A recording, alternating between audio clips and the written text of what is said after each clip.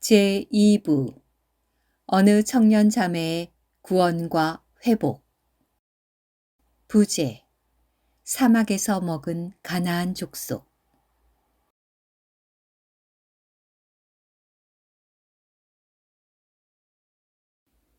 4장 놀라운 회복. 회복의 시작. 세 자매의 주권적인 만남. 이 책의 일부인 어느 청년 자매의 직장 생활기, 부제 직장에서 먹은 가나안 족속에서 언급한 저의 20년 지기 영혼의 친구인 K 자매는 교파에서 태어나서 교파에서 평생 자란 친구입니다. K 자매의 어릴 적부터 오랜 기도 제목은 영적 멘토를 만나는 것이었는데 친구는 대학원에 가서 이 기도를 이루게 됩니다. 대학원에서 생명의 분량이 있는 L 자매를 만나게 되었고 K 자매는 언니인 L 자매로부터 수년간 많은 목양을 받았습니다. 저는 K 자매로부터 L 자매의 이야기를 수도 없이 들었지만 믿음이 몹시 작았던 저는 너무 신실해 보이는 L 자매가 저와는 어울리지 않을 것 같다는 생각을 하고 만나지 못했습니다. 그러던 어느 날 K 자매와 L 자매가 만난 지 10여 년, K 자매와 제가 만난 지 20여 년 된 어느 날 결국 세 자매는 함께 만나게 되었습니다. 그때 저는 깨어있는 목사님의 강해 설교를 통해 요한계시록이 열리고 지금이 주님께서 다시 오시기 직전의 때인 것에 대해 열려진 상태였습니다. 그동안 저는 교파에서 요한계시록 설교를 들어본 적이 없고 주님의 다시 오심에 대한 설교도 들어본 적이 없었습니다. 교파에서는 세상 사람들이 좋아하는 복받는 신앙이 가장 중요하기 때문에 모든 설교의 초점이 여기에 맞춰져 있었습니다. 특히 저는 주님께서 다시 오시기 직전 마지막 때 벌어질 무시무시한 일들과 악한 자들의 일들을 처음으로 알게 되어 두려움에 휩싸인 상태였습니다. 이러한 저를 보고 K 자매는 L 자매에게 SOS를 쳤고 그렇게 해서 저희 세 자매가 22년 1월 처음으로 다 같이 만나게 되었습니다. 9일 만에 읽은 영에 속한 사람. 그때까지도 저의 믿음의 분량은 너무 작았습니다. 저는 세상을 너무 사랑해서 영적인 것으로 가장한 세상적인 기도만 하고 있었습니다. 어느 날 K 자매와 L 자매와 교통하는 중에 저도 언젠가 영에 속한 사람 책을 읽어보면 좋겠다고 저에게 지나가듯이 말했습니다. 그렇게 자매들은 저에게 그 책을 권면한 것이 아니라 스쳐 지나가듯이 말했습니다. 왜냐하면 자매들이 생각하기에도 그 책을 소화하기에는 저의 믿음의 분량이 너무 적었기 때문이었습니다. 그러나 놀랍게도 저는 그날 그 책을 움켜쥐었습니다. 인터넷에서 주문하려고 영에 속한 사람을 검색했는데 이단 이야기가 꼬리를 물고 나왔습니다. 그러나 그 자매들을 제가 너무도 신뢰했기 때문에 일말의 망설임 없이 영에 속한 사람 1권을 주문했습니다. 나는 깊은 속에서 대적이 이 책을 미워한다는 것을 알고 있다. 나는 그가 사람들이 책을 구하지 못하도록 여러모로 방해 공작을 할 것을 안다. 설사 사람들이 이 책을 구했다 하더라도 읽지 못하게 할 것이다. 나는 당신이 대적에게 이 점에서 이기지 못하게 하기 바란다. 위 서문의 내용을 읽는데 제 안에서 전이 싸우고자 하는 의욕이 활활 불타올랐습니다. 대적이 그토록 싫어하는 책이라면 더더욱 반드시 읽어야 하지 않겠습니까? K 자매는 몇 년 전 이 책을 읽으려고 했으나 잘 읽히지 않아서 다 읽지 못했다고 했습니다. 이 말을 듣고 대적이 얼마나 이 책을 미워하는지 강하게 확신하게 되었고 저는 즉시 1권을 읽기 시작해서 책 안으로 완전히 빨려 들어갔습니다. 1권을 읽는 도중 오래도록 해소되지 않던 저의 궁금증, 즉 행위로서 구원받는 것이 아니라고 했는데 왜 선한 행실을 강조하면서 한 번 구원은 영원한 구원이라고 하는가? 구원받은 사람이 이후 살인을 저지르면 그 사람은 구원받은 것인가 아니면 받은 구원이 취소되는가? 그렇다면 한 번 구원은 영원한 구원이 아니라는 말인가? 그렇다면 구원받은 후 선한 행실을 해야 구원이 완성된다는 말인가? 이러한 궁금증이 즉시로 해방되었습니다. 영의 구원과 혼의 구원이 있다는 것을 깨닫고 교파에서 10년 동안 수많은 설교를 듣고 책을 읽었어도 해소되지 않았던 궁금증이 단번에 해결된 것입니다. 이 어떠한 통쾌한 해방입니까? 교파에서는 영과 혼이 분리되어야 한다는 것을 말하지 않고 오직 영혼과 육에 대해서만 말합니다. 왜일까요? 그것은 혼 생명이 대적, 자아가 사는 곳이기 때문에 대적은 이를 들키지 않고 간교하게 숨어 있어야 하기 때문입니다. 1권을 미친 듯이 다 읽고 2권과 3권도 주문했습니다. 퇴근하고 가용할 수 있는 최대 시간인 매일 2~3시간씩 책을 읽고 주말에는 밥 먹고 화장실 가는 것 외에 아무것도 하지 않고 10시간 넘게 책만 읽었습니다. 마지막 3권은 회사 휴가를 내고 읽었습니다. 이 깨달음과 공급의 흐름이 조금도 끊겨서는 안 된다는 강한 마음이 들었기 때문입니다. 22년 3월. 그렇게 저는 9일 만에 영에 속한 사람 총 3권을 다 읽게 되었습니다. 1장에서 깨달은 하나님의 경륜. 여기서 다시 한번 언급하자면 저의 20년 지기 친구인 K자매는 교파에서 태어나서 교파에서 평생 자란 친구입니다. K자매를 목양해준 영적 멘토인 L자매도 여러 교파와 선교단체에서 평생을 찬양 사역자로 섬긴 자매입니다. 두 자매는 회복의 어느 지체와도 연결된 적이 없었고 교파에서 회복력과 한국 복음서원 책들을 추구하는 자매들이었습니다. 특히 L자매는 이 회복의 진리를 15년 전부터 알았고 한국 복음서원의 거의 대부분의 책들을 읽었습니다. 영에 속한 사람을 단번에 다 읽고 내면 세계가 변화되는 저를 보면서 자매들은 다음번에는 하나님의 경륜을 읽어야 한다고 했습니다. 그렇게 세 자매는 22년 7월 어느 오두막에 모여 하나님의 경륜 1장을 한 문단씩 돌아가면서 읽기 시작했습니다.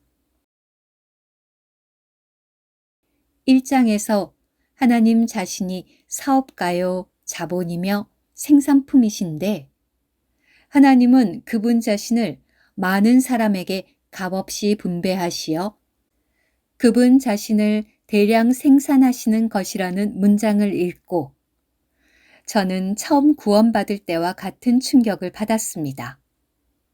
보여지는 세상의 모든 풍경들은 정지되어 있는데 마치 제 영 안에서 대지진이 일어난 것 같은 느낌이 들었습니다. 하나님의 긍휼로 그렇게 저는 하나님의 경륜 1장을 읽고 교파에서 수년간 가리웠던 모든 너울들이 즉시로 벗겨졌습니다. 이후로 하나님의 경륜 마지막 24장까지 읽으면서 주님께서는 매 장마다 말로 다할 수 없는 공급을 주셨으며 교파에서 그렇게 진리에 목말라 했던 저의 갈급함을 넘치게 채워주셨습니다. 책을 끝까지 다 읽고 저는 다음과 같은 생각으로 심장이 터질 것 같았습니다. 이 진리를 알았는데 이제 저 어떻게 살아야 하죠? 평생 두 자매들하고만 이 진리를 교통하고 살 수는 없는데 어떻게 해야 하죠? 이 진리를 삶으로 어떻게 살아내야 하죠? 놀라운 회복. 교파에서 신앙서적을 50권 가까이 읽었던 저는 앞으로 다른 책은 읽을 필요가 없고 죽을 때까지 한국 복음서원에 있는 책들만 읽으면 되겠다고 생각했기 때문에 다음으로 읽을 만한 다른 책이 무엇이 있는지 22년 8월 한국 복음서원 사이트에 접속하게 되었습니다. 거기에는 얼마 전에 어떤 집회가 있었다는 공지사항이 있었는데 저는 그것을 출판사에서 하는 세미나 같은 것이라고 생각했습니다. 그 집회에 가면 같은 진리를 추구하는 사람들을 만날 수 있겠구나 라는 생각에 저는 즉시 문의글을 남겼습니다. 저는 영에 속한 사람과 하나님의 경륜책을 읽고 도움을 많이 받은 자매입니다. 다음번 집회 계획을 알려주시면 저도 참석하고 싶습니다. 라고 글을 남겼습니다. 다음 날 아침 바로 한국복음서원 자매님으로부터 불이 나게 전화가 왔습니다. 자매님은 기쁜 목소리로 우리도 교회가 있다고 말하시면서 제가 사는 지역을 물으시더니 그 지역 지체와 연결해 주겠다고 하셨습니다. 그날 바로 제가 사는 지역의 장로 형제님의 연락을 받았고 연락받은 바로 그 주의 주일 오후에 청년자매 2명과 연락 주신 장로 형제님 부부를 만나게 되었습니다. 제가 책을 통해 얻은 진리에 대해 교통하니 놀라워하셨고 형제님께서는 그날 저에게 신약 회복력을 선물해 주셨습니다. 중년 자매님께서는 지금 만난 두 청년 자매들과 마침 오늘 저녁에 말씀을 먹을 것인데 잘 되었다고 하시면서 저도 같이 말씀을 먹자고 하셨습니다. 그렇게 저는 회복 지체들을 만난 첫날 RSG를 시작하게 되었습니다. 그날의 말씀은 요한복음 15장이었습니다. 요한복음 15장 5절. 나는 포도나무요.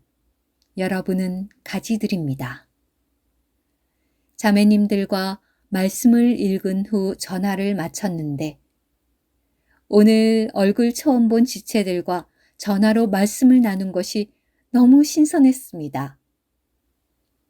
그때 저는 기도하고 싶은 마음이 강하게 들어서 기도하기 위해 앉으려고 했습니다. 그런데 마치 누가 무릎을 꿇리게 한 것과 같이 철퍼덕 무릎이 꿇려졌고, 너는 단지 나와 더불어 누리라. 너는 다만 나를 누리라. 라는 음성이 뱃속 깊은 곳에서부터 차올라서 저는 머리를 바닥에 대고 오열하며 울었습니다. 그것은 조금도 의심하거나 부정할 수 없는 너무도 명확한 주님의 음성이었습니다. 저는 그때까지 10년 넘게 신앙생활을 하면서 그렇게 뚜렷하고 명확한 주님의 음성을 들어본 적이 없었습니다. 교파에서 저는 선하게 살아보려고 노력했으나 매번 실패했습니다. 그날 주님은 그동안 선하게 살려고 노력했던 제게 그런 수고는 접어두고 다만 당신 자신을 누리라고 말씀하셨고, 포도나무인 주님 안에 그저 거하라고 말씀하셨습니다. 그날 이후 장로 형제님 부부와 몇 차례 더 교통을 한 후 바로 집회에 참석해도 되겠다고 말씀하셔서 저는 그렇게 지체들을 처음 만난 2주 후인 22년 9월부터 주일 전체 집회에 참석하게 되었습니다. 이 어떠한 놀라운 회복입니까? 가혹하신 하나님. 그때까지도 저의 가족, 아버지, 어머니, 동생은 저를 제외하고 모두 불신자였는데 회복의 은혜에 취해 있던 중 저는 이세들에게 부러운 마음이 들었습니다.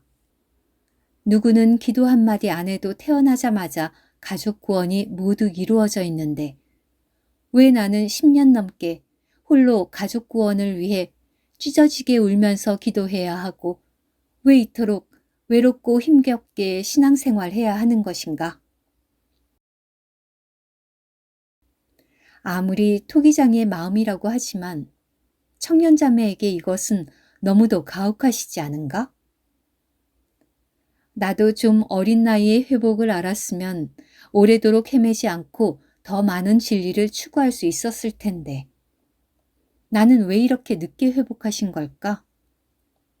나도 좀 온실안의 화초처럼 태어날 때부터 안전한 울타리 안에서 키우시지. 왜 이렇게 척박한 사막에서 피어나게 하셨을까? 라고 종종 생각했습니다. 그것이 불신의 악한 마음인지도 모른 채 말입니다. 방앗간에 모인 참새 때.